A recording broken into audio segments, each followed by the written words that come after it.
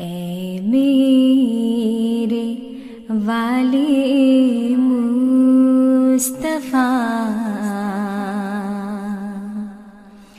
ऐ सैयदुल वरा ऐ मेरे वाले Mustafa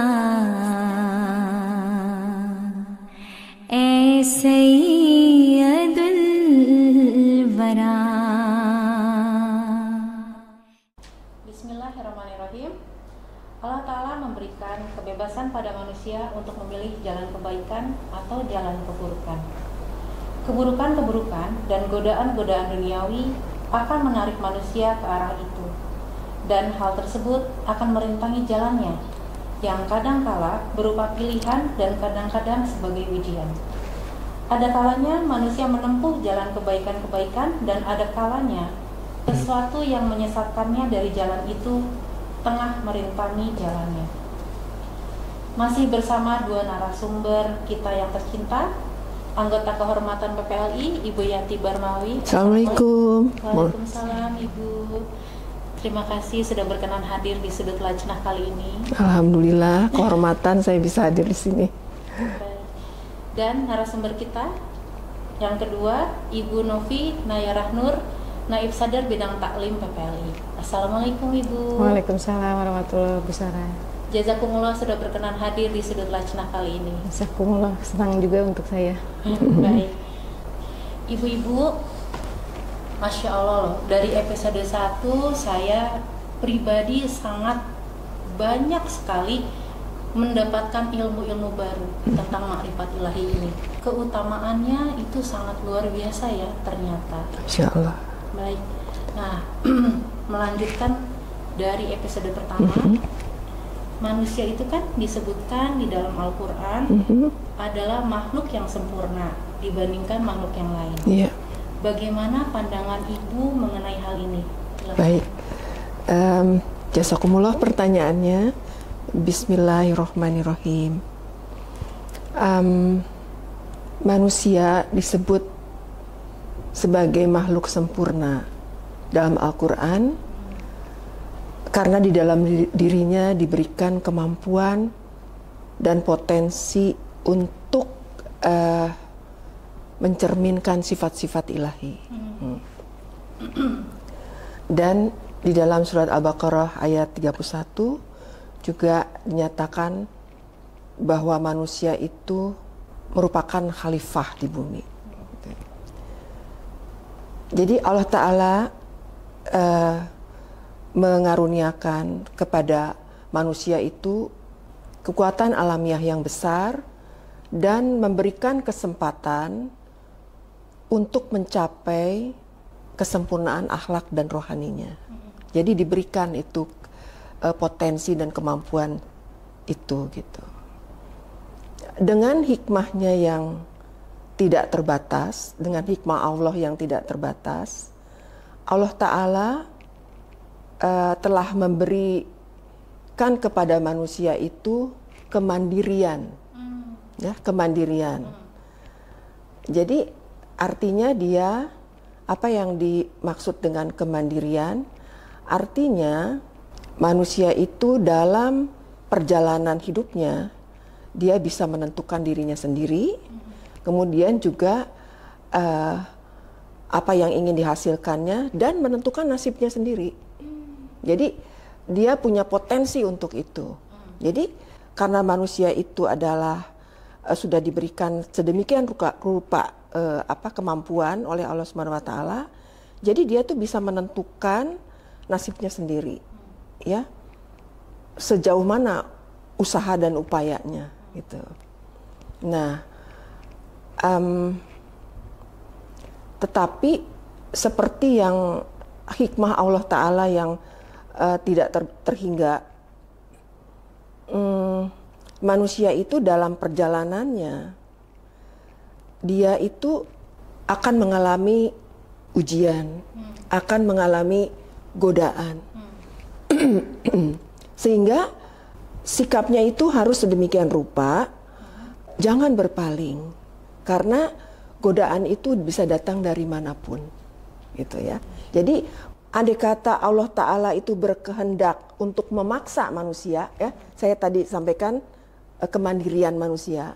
Nah, andai kata Allah Ta'ala itu ingin memaksa manusia, ya, niscaya Allah Ta'ala itu akan memaksa manusia mengikuti kebenaran, memaksa manusia mengikuti kebenaran.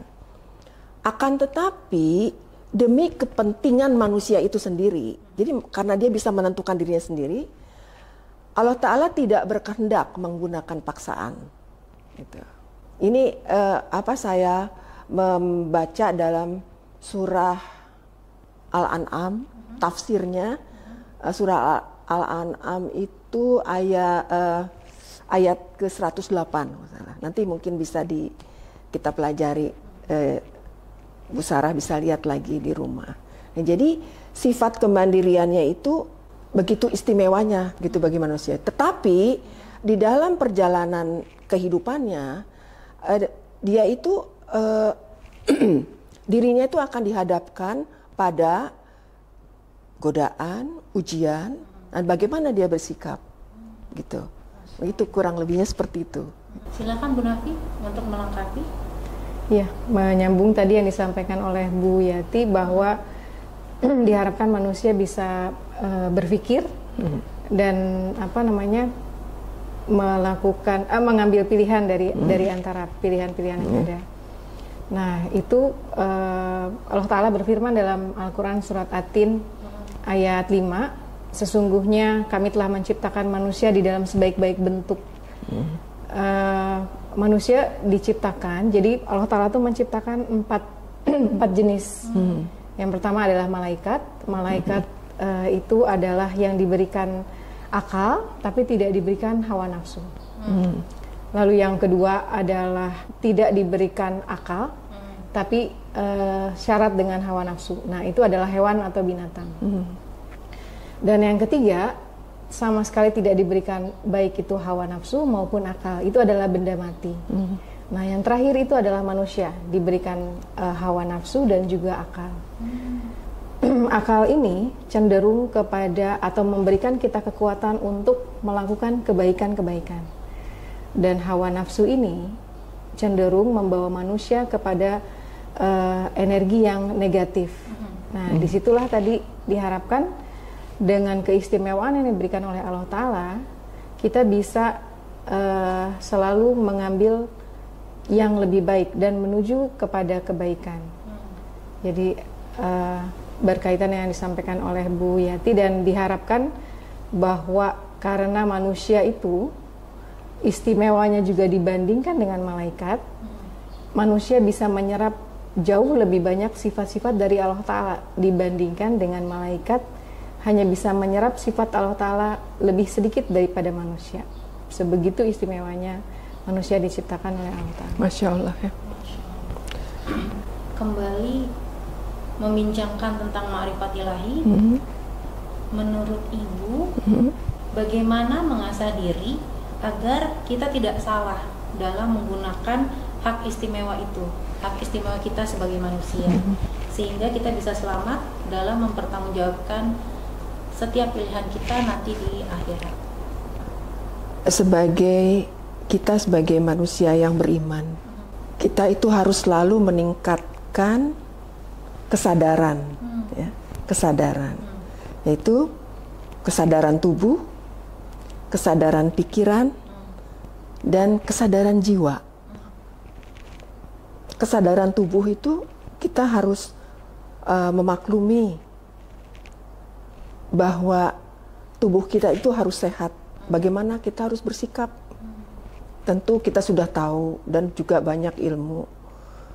Makanan yang baik, kemudian istirahat yang cukup, dan lain-lain. Untuk supaya tubuh kita olahraga, supaya tubuh kita itu tetap sehat. Itu kesadaran tubuh. Kemudian kesadaran pikiran. Kesadaran pikiran itu adalah bagaimana kita dengan kesadaran dapat mengendalikan pikiran-pikiran kita. Karena dalam keseharian hidup, pikiran itu selalu masuk ke dalam kepala kita, ya. Apakah itu pikiran perihal kecemasan, perihal tentang kesenangan, apapun lah, berbagai macam pikiran. Nah, kesadaran kita ini harus mampu mengendalikannya. Artinya, begitu pikiran itu berlebihan dan cenderung nantinya akan merusak, itu harus segera dihilangkan. Nah, itu yang bisa menghilangkan itu adalah kesadaran kita. Nah, dan kesadaran jiwa. Jiwa itu kan, jiwa kita itu juga perlu sehat.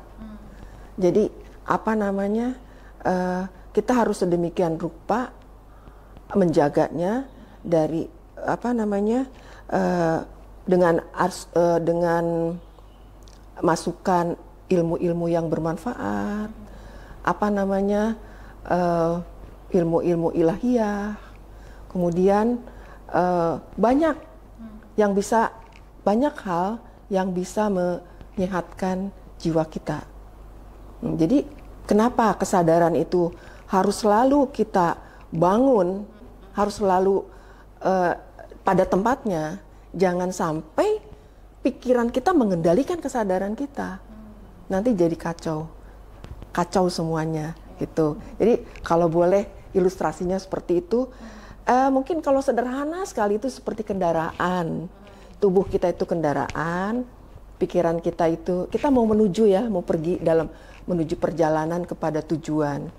Jadi tubuh kita tuh mungkin bisa diibaratkan kendaraannya, harus sehat kendaraannya, cukup baik, ada bahan bakarnya, dan pikiran kita tuh mungkin seperti sopirnya yang akan bawa itu. Dia harus tahu jalan, tahu peta, tahu jalan, dan juga harus terampil. Nah, karena apa? Karena akan membawa jiwa kita ke tujuannya. Itu kurang lebihnya seperti itu. Nah, jadi Hadrat Masih Maud alaihissalam bersabda bahwa orang yang tidak lurus dan tulus hubungannya dengan manusia, maka ia tidak dapat tulus dan lurus hubungannya dengan Allah Ta'ala.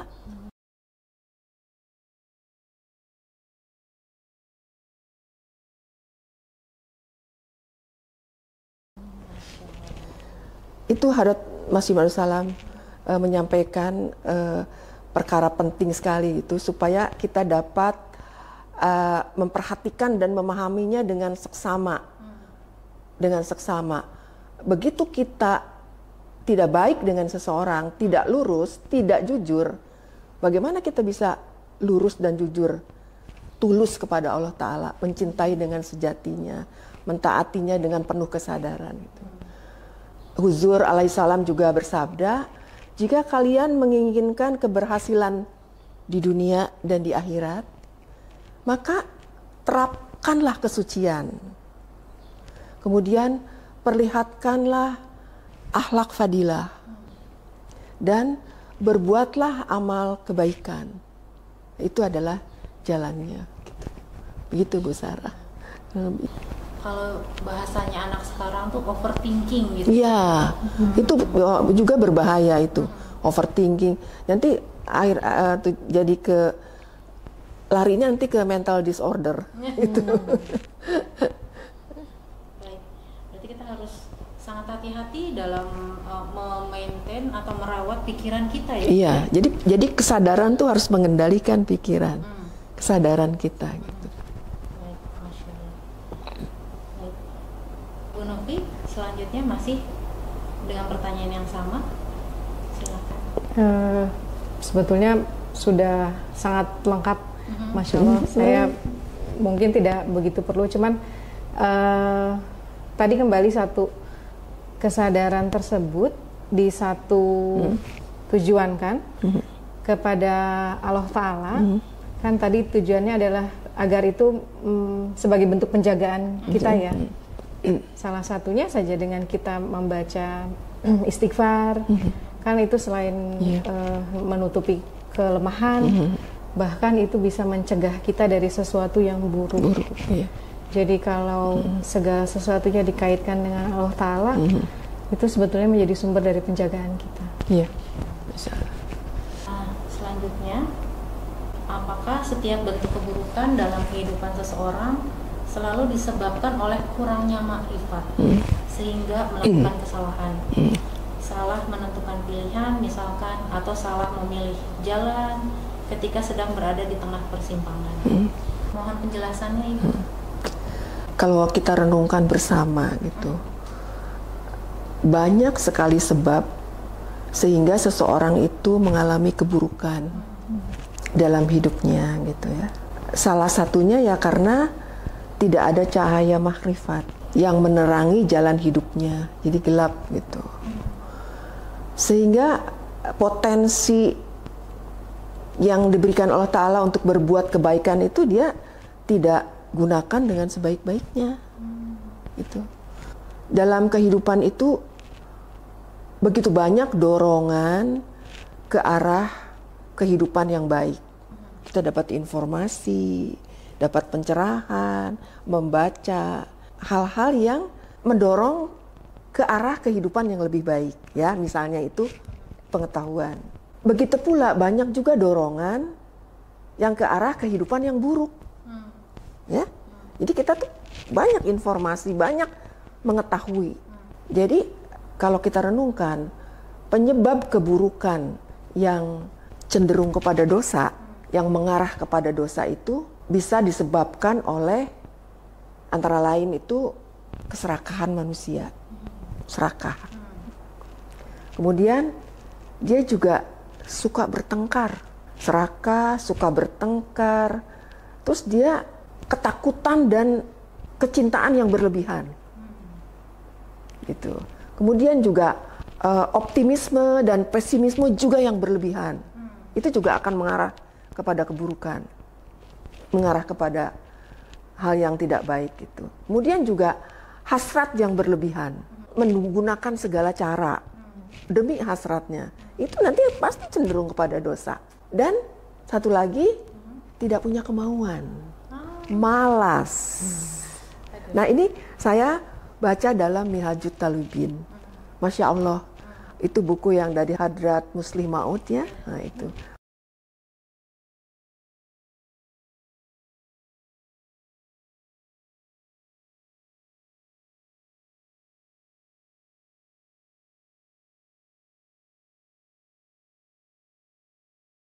Masya Allah itu luar biasa ya.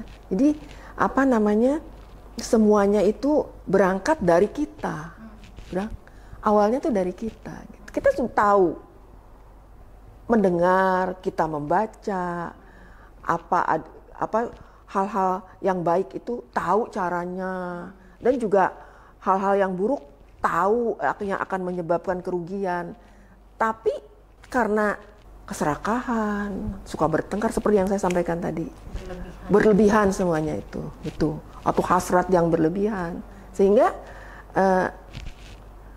akhirnya keburukan itu mengarahkannya kepada dosa gitu. Makanya kita betul-betul harus hati-hati dan mawas diri gitu, mawas diri. Benar-benar harus dijaga hatinya ya. Iya, iya. Masya Allah. Bu Novi, dipersilakan. Tadi menyambung dari yang Bu Yati sampaikan, bahwa selalu ada dorongan menuju keburukan di dalam diri manusia.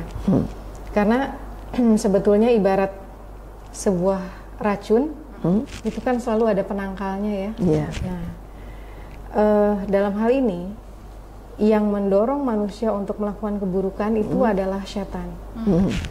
Setan itu bahkan sudah menyampaikan kepada Allah Ta'ala bahwa ia bertekad untuk selalu menyerang manusia dari segala arah, bahkan ketika seseorang itu sudah berada di jalan yang lurus.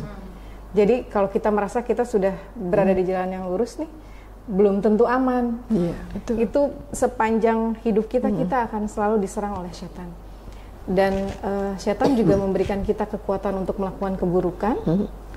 Nah, di samping itu Allah Ta'ala juga menurunkan nabi-nabi. yang Allah Ta'ala akan memberikan petunjuk kepada nabi-nabi bagaimana kita selalu berada di jalan yang benar.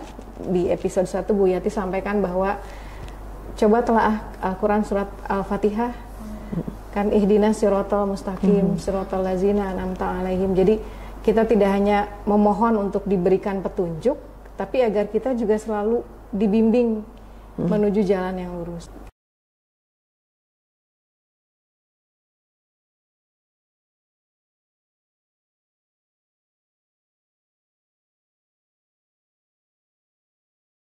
Jadi di dalam keduanya itu ada sarana. Nah, dengan kita memanfaatkan wasilah atau sarana yang disiapkan oleh Allah Ta'ala, itu memberikan kita kekuatan untuk melakukan kebaikan. Walaupun ada dorongan untuk melakukan keburukan yang begitu luar biasa tadi, dorongan untuk berbuat tamak, serakah dan lain sebagainya.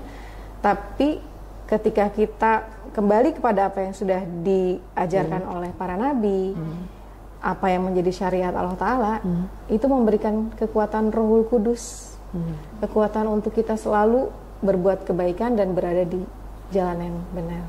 Jadi Roh Kudus itu akan memimpin kita, gitu. Memimpin untuk supaya berjalan di jalan yang lurus itu. Rohul Kudus. Rohul Kudus. Apa itu Bu? Mohon dijelaskan. Rohul Kudus itu sebetulnya malaikat yang dengan izin Allah Ta'ala itu membimbing kita. Jadi malaikat itu adalah instrumen Allah Ta'ala yang menjaga semesta ini, semesta raya dan semua alam.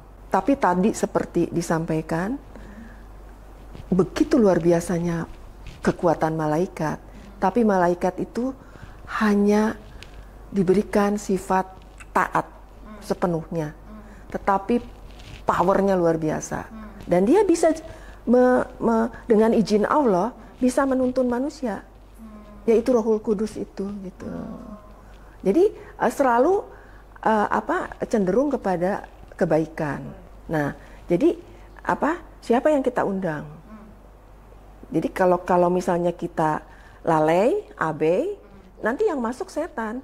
Kalau tidak ada malaikat di dalam Rohul Kudus yang membimbing kita dengan izin Allah Ta'ala, nanti yang masuk setan. Bahkan setan itu luar biasa sekali canggihnya. Dia bisa masuk ke urat darah kita, bisa bersemayam di sini, bisa mengarahkan ini itu. Nauzubillah ya. Makanya kenapa kita harus selalu sadar, jangan sampai terperangkap bujuk rayunya, karena dia akan mengikuti kecenderungan kita. Jadi sebenarnya manusia itu tidak ada pilihan ya. Maksudnya pilihannya kalau nggak kebaikan, pilihan keduanya keburukan. Iya. Jadi harus selalu antara dua itu ya. Iya. Iya. Dan setan itu menyerang kita tidak secara zahir. Oleh karena itu peperangan di akhir zaman jauh berbeda dengan peperangan pada masa Rasulullah dulu yang musuhnya itu nyata. Terlihat. Ya, terlihat. Walaupun dulu juga mungkin tetap ya setan tidak secara zahir, tapi sekarang musuh itu lebih tidak terlihat. Apalagi kepada anak keturunan kita ya sekarang yang sudah terpapar dengan dampak buruk teknologi dan lain sebagainya. Nah, itu tadi kembali ke pertanyaan, apakah itu salah satu tanda bahwa kita kurang ma'rifat ilahi? Betul. Karena satu-satunya cara ya kita harus berusaha untuk memperoleh ma'rifat ilahi agar selamat. Itu pun baru satu pintu. Dijelaskan Bu Yati di episode sebelumnya, ma'rifat ilahi itu sarana agar kita bisa melakukan amalan-amalan yang lain, puasa, sholat dan lain sebagainya, agar tidak hanya sebatas sebuah ritual. Dan kalau itu sudah dilaksanakan, ma'rifat ilahi itu juga menjadi pintu terbukanya hakikat Islam. Jadi sebetulnya ini baru pembukaan saja sudah luar biasa, dan levelnya juga bertingkat-tingkat. Nanti itu ada sesuatu yang lebih besar lagi, Bu Tara. Kita tuh baru di permukaan, baru menyelesaikan urusan pada diri sendiri. Iya, betul. Belum lebih luas lagi.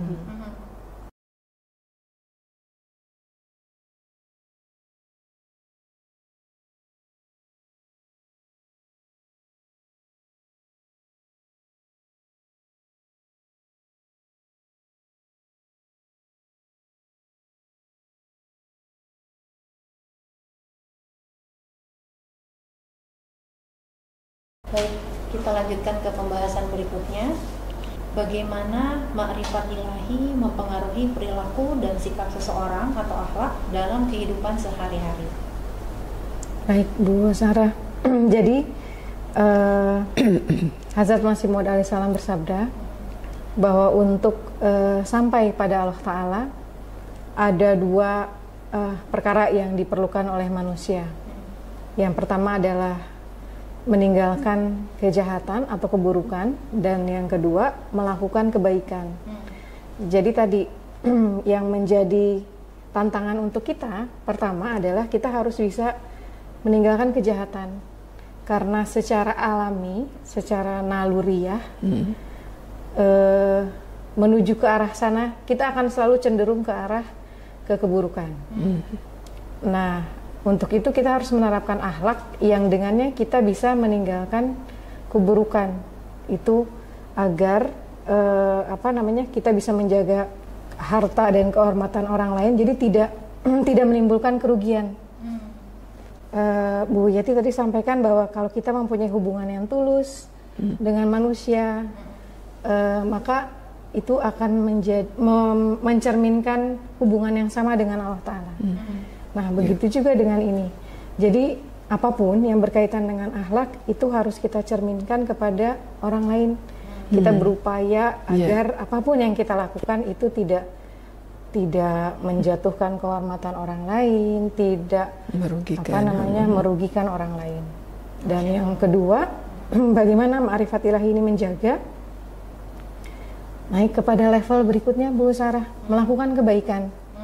Nah, ada banyak sekali akhlak-akhlak yang bagaimana caranya kita bisa bermanfaat pada orang lain, kita bisa bahkan meningkatkan kehormatan orang lain. Salah satunya misalnya Allah Ta'ala memiliki sifat satar.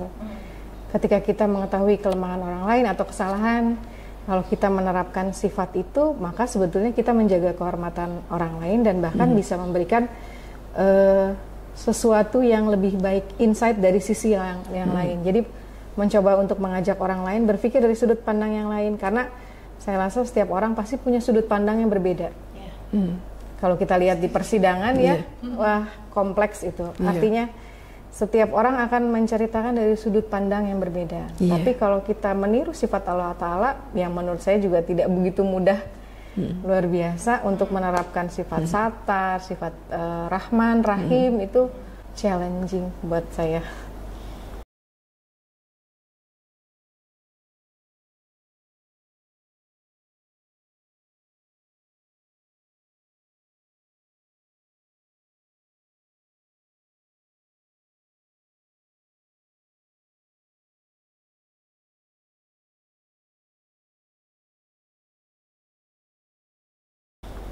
Jadi memang cahaya makrifat itu akan sangat mempengaruhi perilaku seseorang. Ya, tadi sudah dijelaskan. Disiplin kerohaniannya pun akan terjaga, demikian juga amalan-amalannya. Itu karena cahaya makrifat itu. Walaupun orang tuh sama-sama mengamalkan amalan syariat, sholat, puasa, berdoa, amal-amalan lainnya gitu. Tapi yang diterangi oleh cahaya makrifat akan tercermin dalam amalannya itu berbeda. Sikapnya juga akan lebih fokus kepada perbaikan dirinya. Jadi kalau seseorang itu fokus pada perbaikan dirinya, terus saja lihat dirinya, maka dia nggak ada waktu sama sekali untuk melihat keburukan orang lain gitu. Karena dia lebih selalu evaluasi, lihat dirinya, aduh banyak sekali kekurangan, misalnya saya harus perbaiki. Jadi nggak ada sempat lagi untuk memperhatikan, membicarakan orang lain atau apalah, melihat kelemahan-kelemahan orang lain. Fokus kepada perbaikan dirinya. Kemudian kepeduliannya juga, kepedulian kepada sesama itu meningkat, dan kepekaannya juga, terutama terhadap penderitaan orang lain. Jadi seperti cahaya makrifat itu luar biasa sekali ya. Bahkan memberikan kemampuan, kepekaan kepada seseorang yang menjalaninya. Itu orang itu nggak usah bicara deh. Sepertinya dia diberi karunia untuk mengetahui orang ini sedang susah. Jadi itu karunia Allah Ta'ala dari kepekaannya itu. Gitu. Ada istilah apa Bu? Firasat orang mukmin. Nah itu persis firasat orang mukmin. Bisa diilustrasikan nggak Bu? Atau dicontohkan bagaimana orang itu melakukan kegiatan kerohaniannya, tapi tidak disertai dengan ma'rifat. Mungkin kalau yang sebagai ilustrasi aja, sebagai contoh, banyak orang-orang yang amalan syariatnya dia sudah laksanakan. Sebagai contoh, kebetulan saya baca di koran atau lihat di berita, orang bisa sholat berjamaah di masjid besar. Setelah sholat, memang sudah direncanakan akan demo gitu. Padahal kalau direnungkan, ketika kita mengakhiri sholat itu kita mengucapkan salam ya. Assalamualaikum warahmatullahi wabarakatuh. Kiri dan kanan. Apa sih salam itu? Salam itu kan memohon kebaikan untuk orang dan menyebarkan perdamaian. Ya kan? Assalam. Tetapi damai. Tapi apa yang terjadi? Dalam kelompok besar marah gitu. Meluapkan semua emosinya, bisa berteriak-teriak, bergerombol dengan jumlah sangat besar, memacetkan lalu lintas, orang menjadi kesusahan. Nah, ini soalnya contoh saja, sebagai contoh. Bagaimana amalan syariat yang disinari cahaya makrifat, ya, itu berbeda. Demikian juga pada hal-hal yang lainnya, misalnya berpuasa. Orang berpuasa itu kan jiwanya tuh sangat tenang, ya. Apa kesempatan yang luar biasa untuk mempelajari Al-Quran, banyak berbuat baik, ya. Tetapi ada juga sementara orang dia berpuasa, tetapi dia fokusnya pada orang lain. Yaitu apa? Kami sedang berpuasa. Jangan sekali-kali mencemari bulan Ramadan. Jangan berjualan, ya. Pokoknya nggak boleh berjualan, karena ini adalah bulan Ramadan. Padahal tidak semua kan orang melaksanakan puasa, seperti itu. Tidak semua Muslim, dan juga ada orang yang memang kehidupannya tuh berjualan, misalnya gitu. Enggak nyambung lah istilahnya gitu. Dengan ruh puasa, kan enggak nyambung. Seperti juga ruh sholat, kan enggak nyambung kalau terus hanya untuk mengumpulkan umat untuk demo dan lain-lain. Enggak nyambung sebetulnya. Itu hanya ilustrasi saja gitu. Hanya aktivitas saja gitu, sholatnya tidak berisi. Tidak membawa kepada kebaikan. Namanya kebaikan. Punten Bu Sarah, satu lagi. Tadi kan mencerminkan suatu perbuatan yang kurang diwarnai dengan ma'rifat ilahi. Nah, saya melihat dari sisi pengorbanan, katakanlah ya. Ketika seseorang berkorban harta di jalan Allah Ta'ala, katakanlah seseorang yang menengah ke atas, artinya punya cukup banyak keleluasaan untuk memberikan pengorbanan, tapi yang bersangkutan memberikan secukupnya, hanya untuk menggugurkan kewajiban bahwa saya membayar pengorbanan.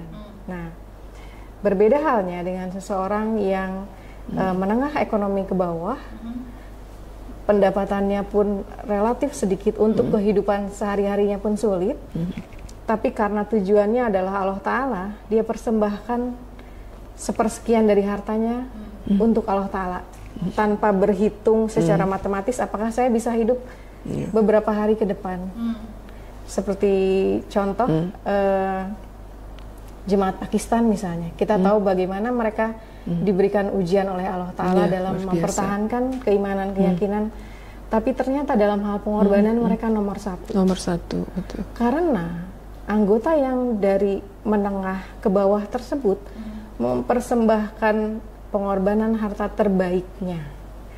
Jadi sudah tidak memikirkan bagaimana keyakinannya, bagaimana ia akan hidup, harta yang dimiliki pun dipersembahkan di jalan Allah Ta'ala. Itu yang diwarnai dengan ma'rifat Allah. Iya, itu luar biasa. Masya Allah, Masya Allah.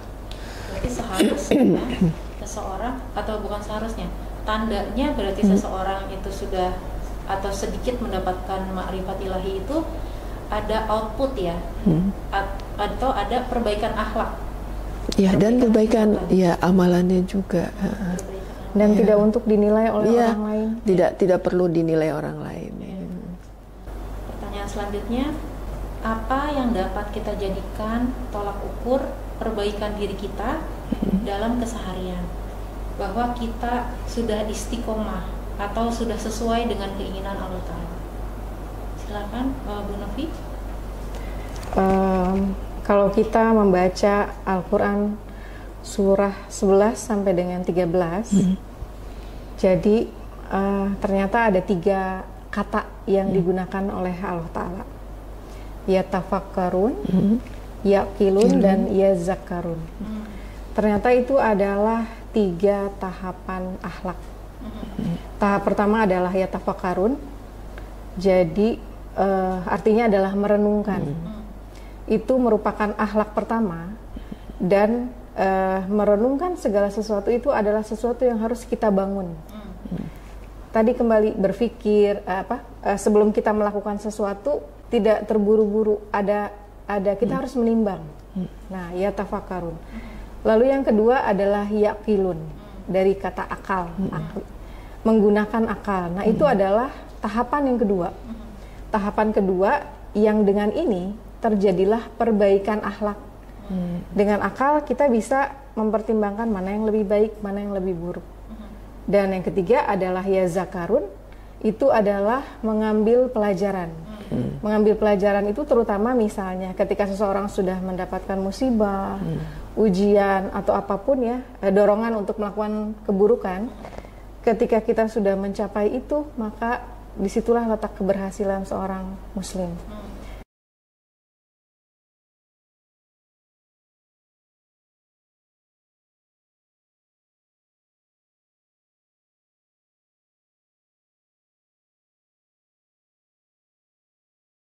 Makanya saya juga baru mengerti kenapa Hazrat Masih Maud alaihi salam di kediaman beliau mempunyai baitul doa, baitul fikir, dan baitul zikir. Saya belum pernah ke sana, mungkin Bu Yanti pernah ke sana. Saya sampai berpikir, Masya Allah, sampai beliau sendiri itu sudah dalam bentuk pengamalan diterapkan. Baitul doa sudah pasti bentuk ibadah-ibadah beliau pada Allah Ta'ala.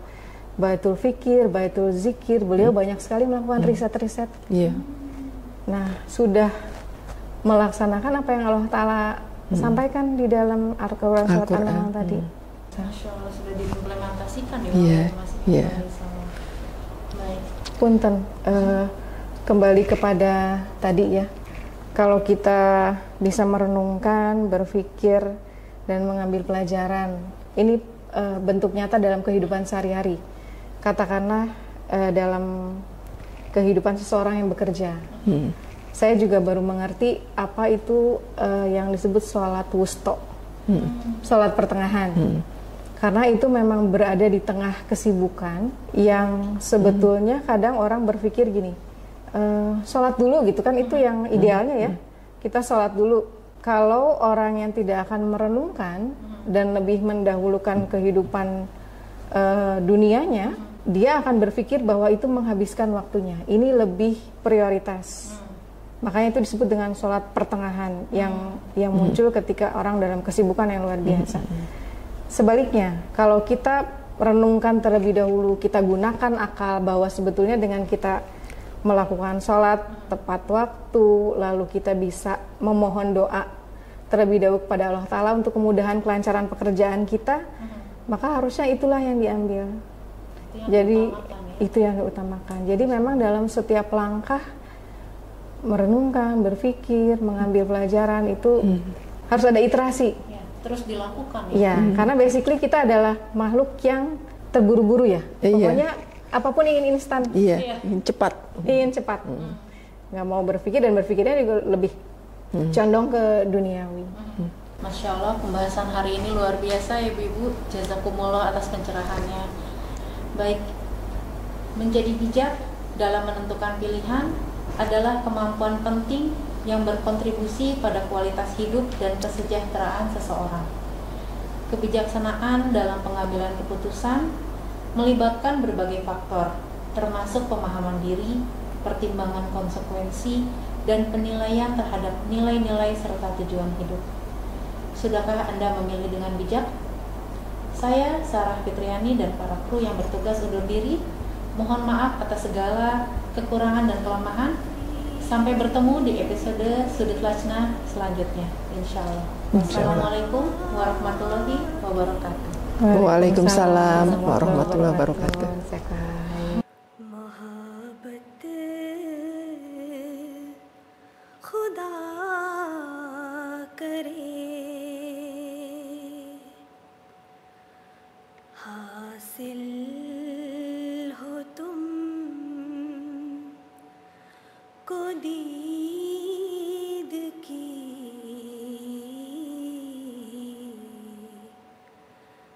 लज़्ज़त खुदा